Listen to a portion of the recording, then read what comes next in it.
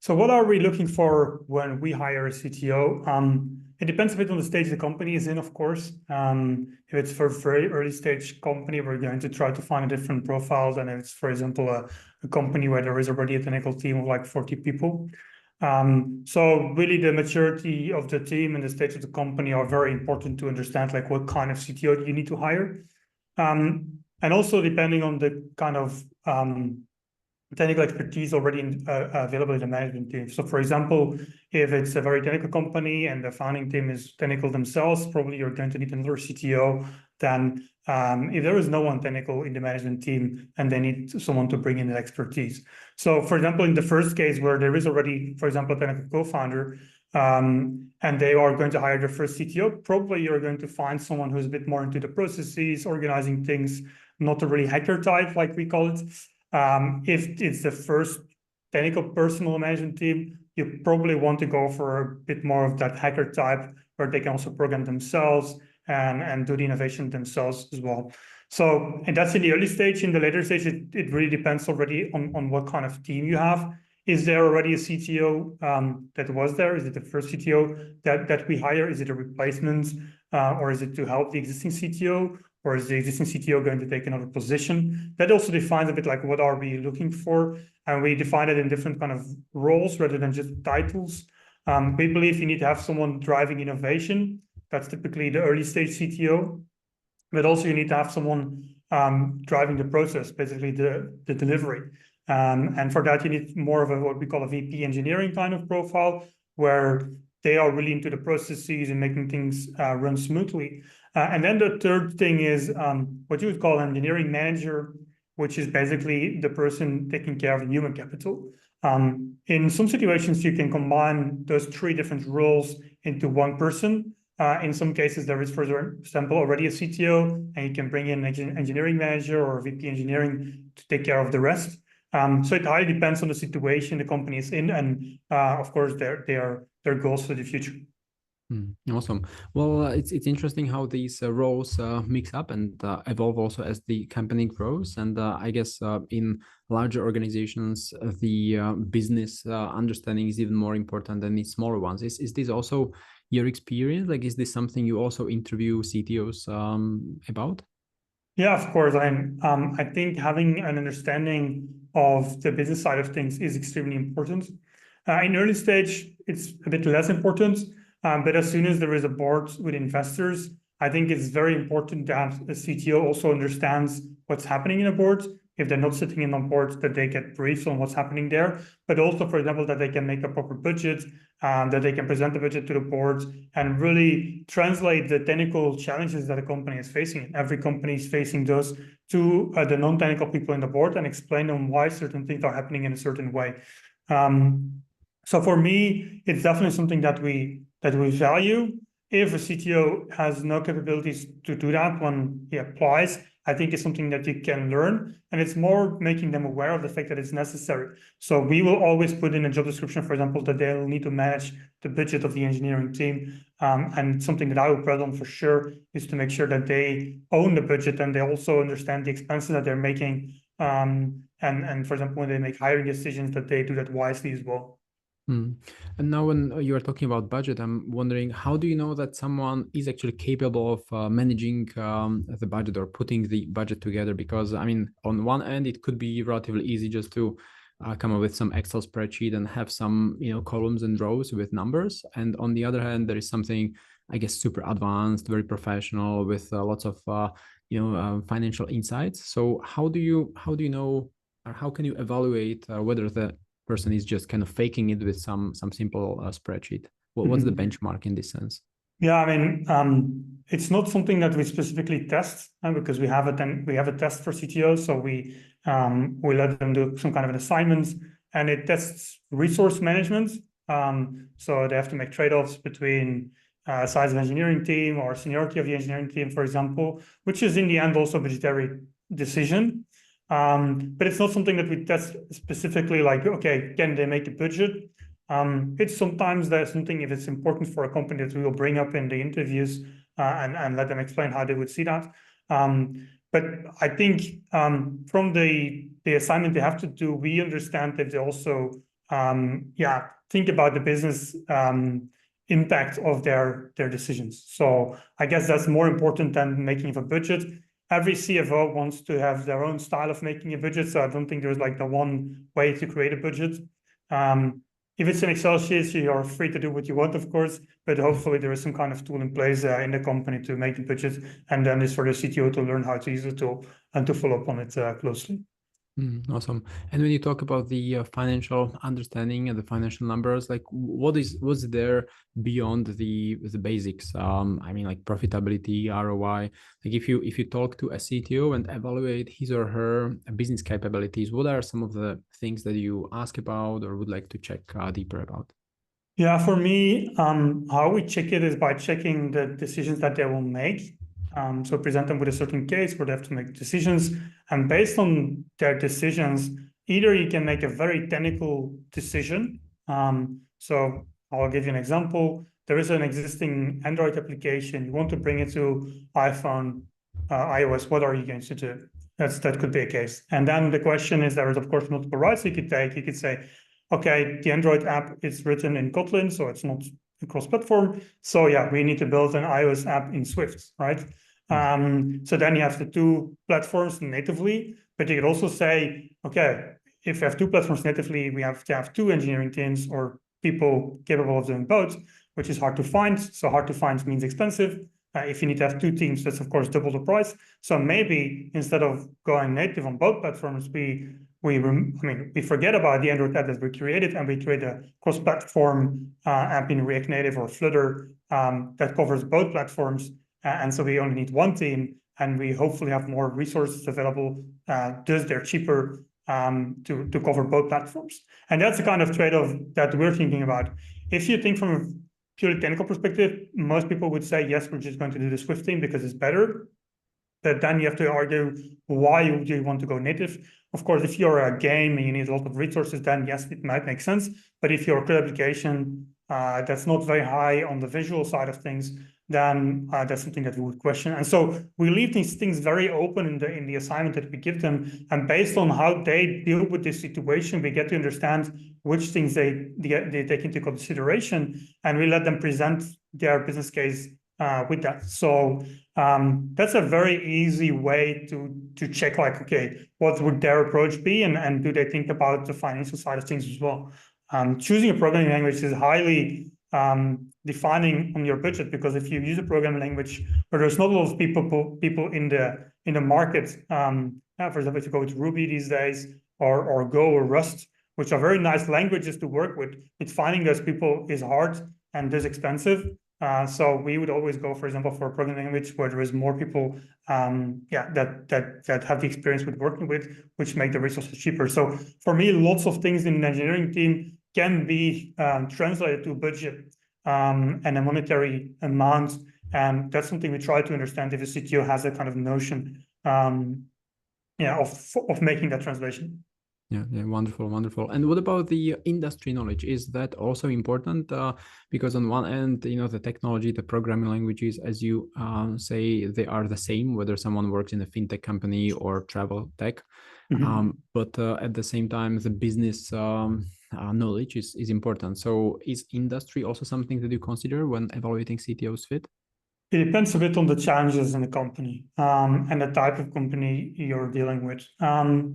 If it's a highly specialized deep tech company, there is no doubt that you'll need someone who understands the scene. If you're a typical SaaS application that's solving a B2B problem, then probably you are good with a generalist who can learn the space quickly. So that's definitely something that we check, like how fast can they learn? Basically how deep can they go in what kind of time? The typical thing we would ask CTOs to do is to make a 90 days plan. So if you would join the company, what's the stuff you would do in the first 90 days? And so based on that, we can see where they put their accents, let's say, or where they want to focus on. Are they going to talk with customers? Do they really focus on the engineering team? Do they want to talk with product people? Do they go talk with sales? To just understand where you're going. So I guess that's the best way to get to know a certain space or domain. But again, I think if you have a good CTO that's a quick learner, I don't think the domain matters too much. Of course, in terms of motivation, they need to be interested in domain. So that's something else. Because if they're not interested in the domain, probably they're not going to stick for a long time because they'll get bored or think the domain is boring. Yeah. So that's another reason why I would try to find someone who is, yeah, either familiar with the domain or has some kind of knowledge about it. Yeah. Now, when we look at it from the other angle, from the candidate's standpoint, because a lot of these people listening or watching you now, they are CTOs and they look for their next career move. And often, the people I've been in touch with, like they are a bit tired of their industry, the industry they worked for the past 5, 7, 10 years. Mhm. So on one end, they accumulated some knowledge, but on the other end, they are already sick and tired of travel tech, for example. So what would be your advice? How to tackle this polarity? Yeah, I guess there's two routes to that. So either you could go in the same industry, but with a company who's disturbing the industry. I guess there's kind of cycles of disruption, I guess. So if you're in the travel industry in the early days, the company that you're working for might be very boring. Maybe they're already through their second cycle, and you've been the second cycle in another company, and hopefully there is now a third cycle standing up. And by leveraging the latest technology, you could make interesting again. The other thing you could do is to try to find an industry that's similar to the industry you're familiar with, but with a totally different in a totally different domain. So from a technical perspective, for example, travel is lots of transactions, lots of API connections. So maybe you can find another industry which has similar challenges as the travel industry, but in a totally different industry. Yeah, that's a good one. Yeah, it could be maybe gaming. It's also lots of microtransactions. Absolutely, yeah. Interesting. Okay. What are some other aspects of the CTO experience or background that you usually check if people are, say, preparing for their interview? What should they pay special attention to? I mean, there's of course, what do we check? For example, in a CV, if we typically focus on SaaS companies, so we will always try to find someone with SaaS experience, not necessarily as a CTO. Sometimes we also hire people as a CTO that haven't been a CTO before, but we believe that they're capable of doing so. But they need to have that understanding of what it is to run a SaaS business, which is totally different than a corporate or totally different than some kind of product like physical product business. And then I guess in the interview, what we try to understand is, how can they manage people? That's for me the most important thing. We will always try to find a CTO that's capable of growing and leveling up an engineering team. So for me, how do they deal with conflict? What kind of positions did they have in the past, and what kind of conflicts they had in the past? What kind of trade-offs they had in the past, and how did they handle those? So those are definitely things that we will check, and their knowledge of the fields. So we see very often CTOs that have been CTOs for a long time, but kind of lost the connection with what's actually happening in the scene. You see that especially for people, for example, coming from big consulting firms, to go back to a CTO role where they are not hands-on anymore. They just know the theoretical side, but they don't really know what's playing in the field. So that's definitely something that we would check. So yeah, try to understand the industry, try to understand the technology also the company is working with. And also be very honest, if you don't know a certain technology, be very open about it and transparent to the company that you don't, and but that you would want to learn it, or that you have read up on it already a bit, and that you have created some kind of vision around it for yourself, like what does this mean for me if I have to deal with this? So reading up on technology is definitely also a thing that I would recommend. Sometimes it's hard to know upfront what kind of technology a company is using. What I would recommend is to check the job offers for programmers, because there is typically quite some valuable information in there. If there is no open positions, use, for example, the Wayback Machine at the Internet Archive to see previous positions that they had, or of course check on LinkedIn, like their engineers, what kind of expertise do they have, and then by that you'll also get to know a bit like what kind of techniques that they're applying. Well, this is a great tip. What about a person who has transitioned to managing a team of, say, 30, 40, 50 people and is no longer coding? I was just talking to one such CTO recently, and he was a bit concerned that when he applies for the next job, he would not be as hands-on as he used to be, and he's no longer able to code. So is this something that he should be concerned about or not anymore? I don't think you lose the ability to code. It's like biking. Once you learn it, I don't think you lose it. You lose a bit of what's happening today and how things are done today. But I don't think as a CTO, especially in a bigger team, that you should be programming. The most important thing is as a CTO, if a programmer comes to you and they tell you they cannot do something because of this and this reason, you should be able to debunk what they're saying. So you need to understand from a theoretical perspective what they're saying, not from a practical perspective, and you need to be able to challenge them as a CTO. I think that's how far a CTO should be going technically on a level of a team of like 30 to 50 people. They shouldn't be programming.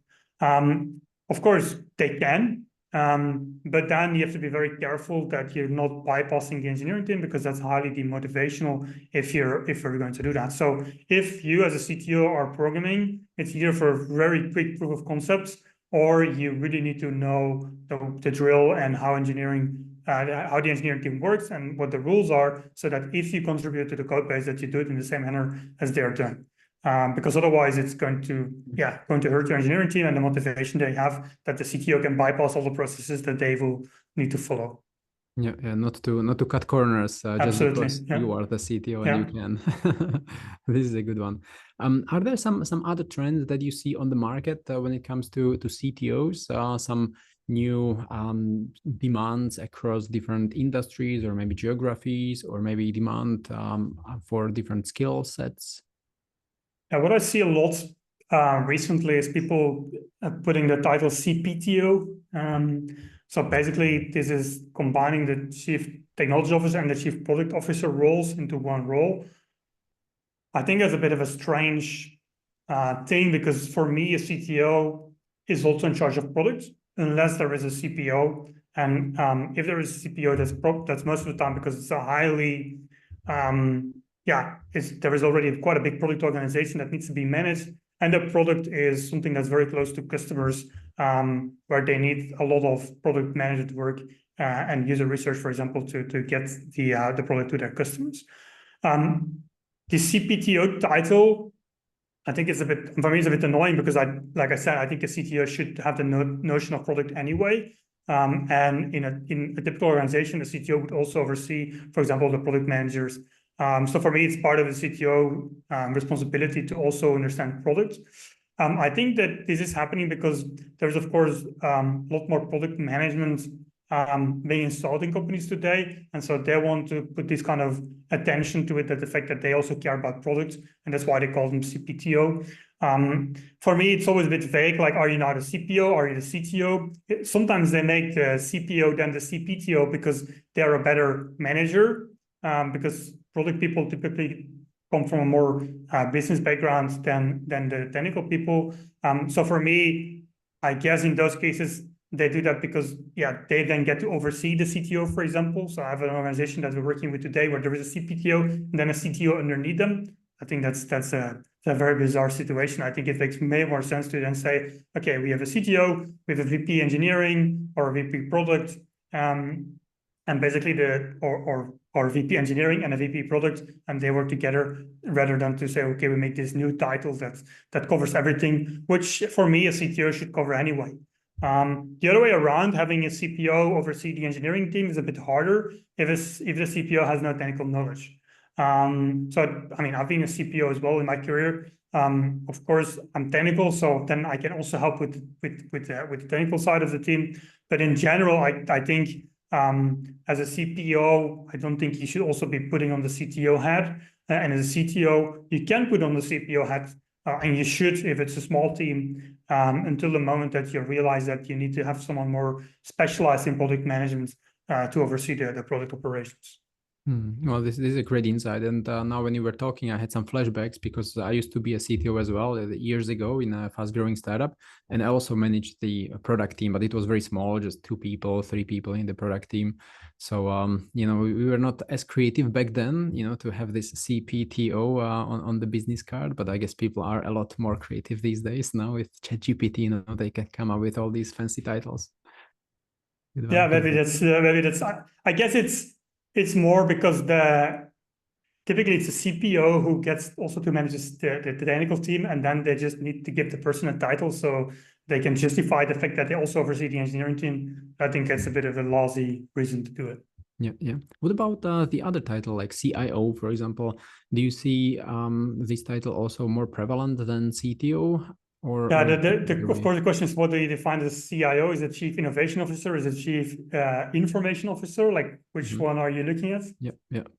I guess Chief Information Officer. Yeah. So for me, that's more of, and it's something that I advise to companies regularly.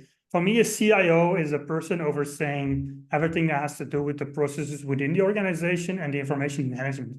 So if you are, let's say, an SME and you have different IT systems, Salesforce, SAP, whatever these kind of ERP systems that you're dealing with, and you need to integrate them with external parties, that's for me CIO work, right? CTO work is basically building a product, building software. Then you need a CTO. I sometimes have like SMEs coming to me and they say, oh, we need a CTO. And then they start explaining me the role. And then I'm like, no, this is a CIO. A CTO should not be dealing with the hardware the company is using. They shouldn't be bothered about what kind of Wi-Fi system are we going to install in the office. That's not CTO work, that's CIO work. If as a CTO you get confronted with these things, the first thing I do is to outsource, for example, all this IT management work to an external agency so you don't have to worry about that anymore. And of course, in a small startup, it's normal that the management teams go to the most technical person, typically the CTO, for these kind of decisions, but basically distracting them from their focus of building the product. So for me, a CIO is more of a kind of a business analyst role where they bring together all these different pieces of information and information architecture, while CTO is really someone who's building products or a piece of software. And then the Chief Innovation Officer role, that's a role that we often use. And I'll explain you how or why we do that. We intervene typically in situations where there is a CTO or the CTO just left. And then we come in as a CTO at interim to take over and to basically oversee the situation and get it into a better shape for new CTOs to come in. So we're at interim, we're temporarily a replacement. In some cases, we get asked by a board to come in to replace the existing CTO that's still in the company. And typically that is, for example, because the CTO made it clear to the board that they have outgrown the company, that the company has outgrown them. So if it's a founding CTO and they started alone and now they have to manage a team of 20 people, maybe they're not capable of doing so, or maybe they're not comfortable in doing so. And then the question is, as that CTO, what do you want to do? Do you want to go back to programming? That's a possibility, and that's the thing I would prefer myself, where I say, okay, I'll just become a programmer again, maybe a team lead, and I have another CTO overseeing the operation, and I can just program and live my happy life.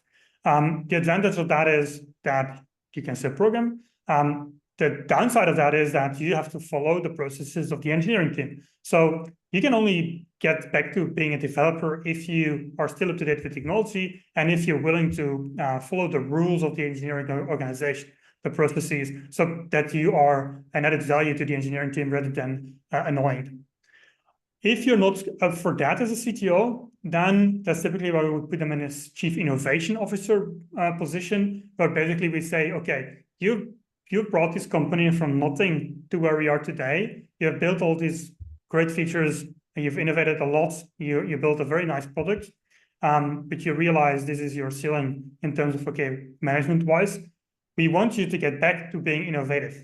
We want you to make prototypes. We want to talk with customers and come up with ideas that we can implement in our product. And then they do things. They don't have to worry about any of the processes that we have in the organizations. They make proof of concepts, But then as soon as the proof of concept is validated by customers, it gets thrown away. And basically the insights from making the proof of concept get, we bring them to the product and engineering team, and then we translate it into an actual feature in the product following the correct process of building a scalable product.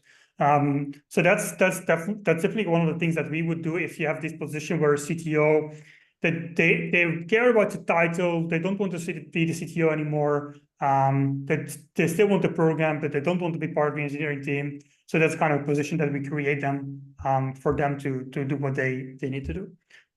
Yeah. Yeah, very, very interesting. I mean, it's all about framing at the end of the day, right? Like you Absolutely. keep someone, you give them another title, and they find their new sweet spot. And thinking of sweet spots, there is also this new role or title, Chief AI Officer. Is this also something you have seen within the community or your clients? Is this something that you've been also working on? Actually not. No. We sometimes see, and that's highly disturbing, companies that basically reach out to us or ask our CTOs, like, we don't have anything AI yet, please come up with something. I think that's the stupidest thing to do. So having a dedicated chief AI officer, I don't think that makes any sense at all. Here, as a CTO, you're responsible for innovation anyway.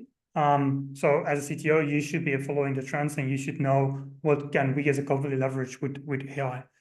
I agree if you're a data heavy company that, for example, you have a chief data officer or chief data scientist. But that's typically in companies where the product that they're building is a product backed by data science. But having a chief AI officer, I think that's a very bad idea. Because they will basically, are they part of the product team? Are they part of the engineering team? Yeah. Where are they exactly? And the work that they're doing, the engineering team just needs to pick it up then. And are they consulted in the process of what they come up with AI-wise? I think that's a very bizarre thing to do. Interesting indeed. People are creative, as I already mentioned, and this is probably some new creation. Okay, and speaking of innovations, are there some other interesting trends that you have explored or been working on, obviously besides AI, which kind of everyone is already or has already noticed? Yeah, one of the things that we see a lot is companies that jumped on the cloud train and they went full on. So basically, they had typically an external company advise them how to build their cloud infrastructure, and they totally over-engineered it. So we see lots of companies basically trimming down again on their infrastructure. And again, it's about costs here. So there is lots of companies, they just create something and they over-engineer it. And if you over-engineer it, it costs lots of money. Amazon and the likes are very smart. They give you the free credits for the first 1 or 2 years, so you don't notice that it's costing you a lot.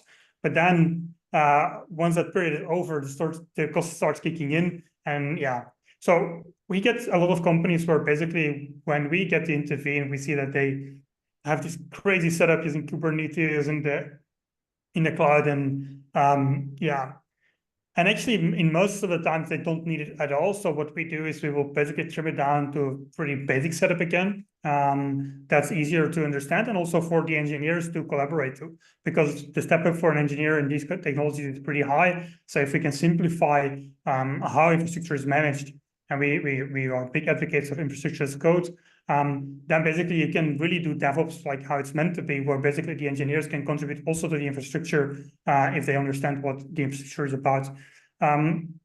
So basically, you have, for example, Basecamp, they're going the extreme where they say we go fully off the cloud. I don't think that's a smart thing to do as a small startup.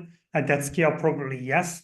But it's definitely something that we see is that simplifying things on an infrastructure perspective is something that we do a lot.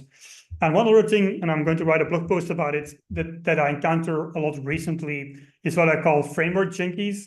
So when you open a position for a certain role, and for example, you say we need a Laravel engineer or we need a React engineer, we see a lot of people applying that have that specific knowledge.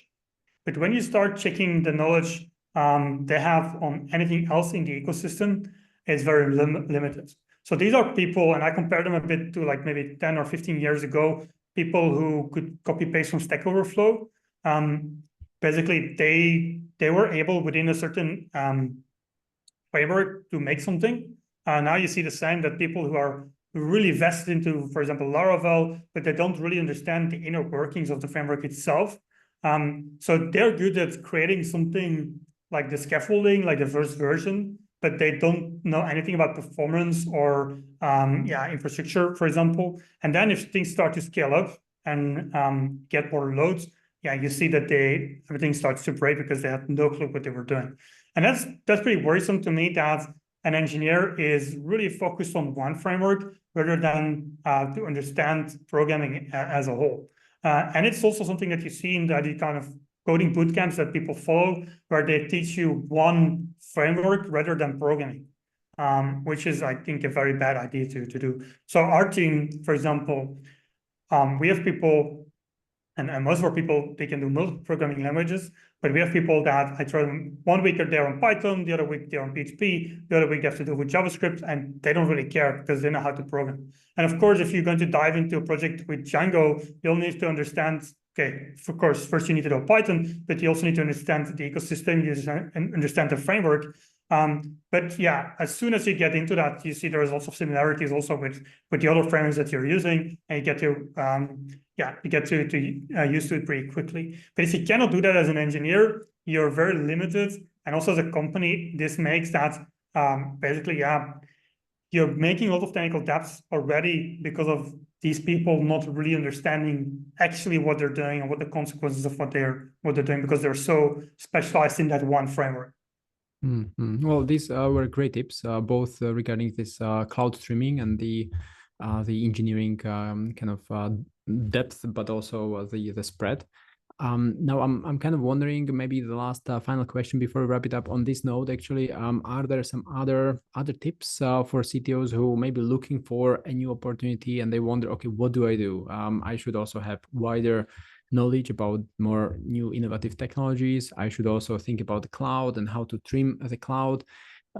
Is there anything that comes to your mind and you would like to say, as a final advice to CTOs? Yeah, I think it's of course the obvious thing to say is, I think as a CTO, you need to understand what's going on in the AI, and I do like this on purpose, AI field. So you need to understand what the AI hype is about, and you need to be able to see through the AI hype. That's more or less it. So how can I, as a CTO, leverage the machine learning and the large language models that are available today? How can I leverage that, first of all, in our products, but also in our operations as an engineering team? So we experiment a lot with Copilot, for example. Of course, we are in the cloud cursor thing as well. But also you can use AI to refactor code, for example. So you can write scripts to refactor code for you. That's something that we have been doing for a very long time. We do a lot of technical depth and legacy. We would write scripts to rewrite code bases. So yeah, of course, you can do this now better and faster, but you also need to realize like what the limits are of the technology. And that's something where people, I think, are not educated enough. What we see a lot, because we do a lot of technical due diligence, so we audit companies when investors are going to invest in them, and companies or CEOs claim that they have AI, but if you look at under the hood, it's basically a call to OpenAI or any other AI API. And then, you're not doing AI, you are basically calling an API, doing AI for you. So I think it's important to, as a CTO, to understand how you have to deal and how you can leverage this hype, but also to be realistic about it, and also be very transparent towards your management team, how you are applying it and how you could apply it. Actually, now when you mentioned the AI API calls, based on your experience, how many companies are really developing some like real API technology, not API, but AI technology, and how many are just kind of implementing the APIs from OpenAI or Azure or whatever other cloud? Yeah, that's a great question. I wouldn't be able to put any numbers on that, but I guess most of the companies you see, they don't spend the time on creating any AI themselves. I mean, there's of course lots of different things in AI. What you see a lot these days is digital twins. So basically, making a digital version of a physical thing like factories and stuff like that. And if you change then the parameter in the digital version, you can see what the effect would be, and then only you apply it on the real deal. So that's something that you see a lot. You see a lot of models that are trained on historical data, so to make forecasts, for example. But that's all data science. That's stuff that has been going on for years. Yeah. To train your own large language model, which is of course what the whole hype is about, I don't think there is lots of companies doing that. Even the big ones that, the big ones, the famous ones, I think most of them, they're still leveraging either external APIs, or they're not really training a large language model, but they're doing some kind of smart linguistic stuff with data to generate something very specific for their needs, rather than to, so this is, for example, also something you could do with Elasticsearch in the past, I mean, still can, where you basically trim data out of, and vectorize data so that you can search it easily and that you can, but it's not a large language model.